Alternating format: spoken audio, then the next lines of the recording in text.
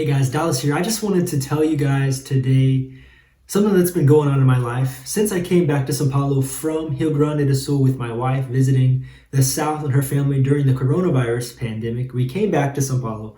And since we came back, we started studying the Bible a little bit more than usual in our lives. And so as we were studying, I downloaded this app called the Blue Letter Bible. And this is something that I've heard about for many years, but never really got into very much. And so as I started to look at this app, the Blue Letter Bible, I started to see that there's so much stuff, so much deep stuff in this app coming from the Bible. And so we can look at Philippians, and there's 5 or 6 different theologians who have tons of different information about the Bible, commentaries, Bible studies, sermon notes, tons of stuff. And so as I started to look at this, it really opens up the Bible in a completely new way for me. And it's really awesome because my wife went to seminary, she went to theology school, and she loves studying the Bible. And so to kind of compete with her and to kind of get in there with her and understand what's going on, I started looking at the Blue Letter Bible, and it's so awesome. And so I just wanted to tell you guys a little something that I learned in the last few days. I've been studying through the book of Philippians, and actually I just started, so I've only done the first 10 verses in the study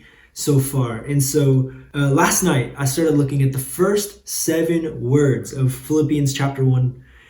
Paul and Timothy, servants of Christ Jesus, to the saints in the Christ Jesus who are all at Philippi with the overseers and the deacons. So the 4th word here, it says servants. Paul and Timothy, servants of Christ Jesus. And so as I started to look at that word servants in the Greek, it means duplo. And I'm probably not saying that correctly in the Greek. This word doulos here, it's different than just a servant. As we look at it, a servant is a person who has the freedom to leave that place if they want to. If they're working at a place and they don't like it, they have the freedom to go somewhere else and find another job, but not the bond slave. The bond slave is property to the owner. And I think it's so cool how Paul used this word specifically to describe his relationship with the Lord. He was sold out for God. He had no plan B in his life with Christ. He wasn't going to do it until it got hard. When he gets arrested, he's going to quit. When he wrecks a boat, he's going to quit. No, that wasn't his life with God. He was sold out for Christ. God owned him. He was the property of the Lord. And I think it's so cool. And I can look at that in my own life. Do I have a plan B in my life? What if I don't have more students in this quarantine time? What if I do lose my job? What if I do lose my house? What if my family member doesn't get better? You know, those are the things that I can look at in my own life. That do I have a plan B? And if I do, how can I quit plan B and just stick with plan A of living my life for Christ continually, making a covenant with God? And I look at the wedding vows that I had with my wife. We say, in richer, in poorer, in strength, in weakness, in better, for worse. I mean, that's the covenant that we should have with the Lord, right? Our marriage should look like our relationship with God. And so I think it's so cool. So the next thing I want to say, the last thing actually, it's very quick, is in verse 10. It says, so that you may approve what is excellent, so you may be pure and blameless for the day of Christ. And actually in the King James Version, it says it a little bit different. In the King James Version, it says this, that ye may approve things that are excellent, that ye may be sincere and without offense till the day of Christ. And so that word sincere, that we may be excellent and sincere without offense until Christ returns. And so that word sincere, if we look at that word in Latin, it comes from the literal word sincere. And sin means without.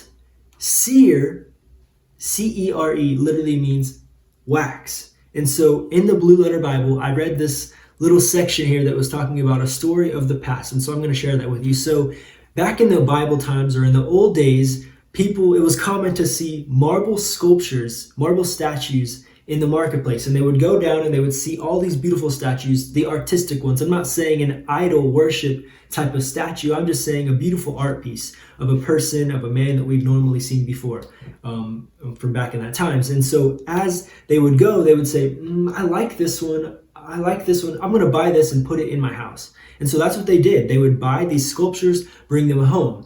And so if you were a sculptor back in that time, you were very well known because it's a difficult task. If you're chipping away, maybe even on the nose. If you're working on the nose to get it just perfect, very precise, and then you accidentally cut the whole nose off, they put wax over the nose. So they would take this wax, mold it together, and put it into place so it looks like the actual statue of the marble. And it looks real, it looks genuine. and people would buy it and bring it home and put it in their house. And then the sun would shine and the wax would melt and the nose would be all over the mouth now. And that sculpture was ruined because it was not real. It was not sincere. It was not genuine. And so I can also look at that about my life.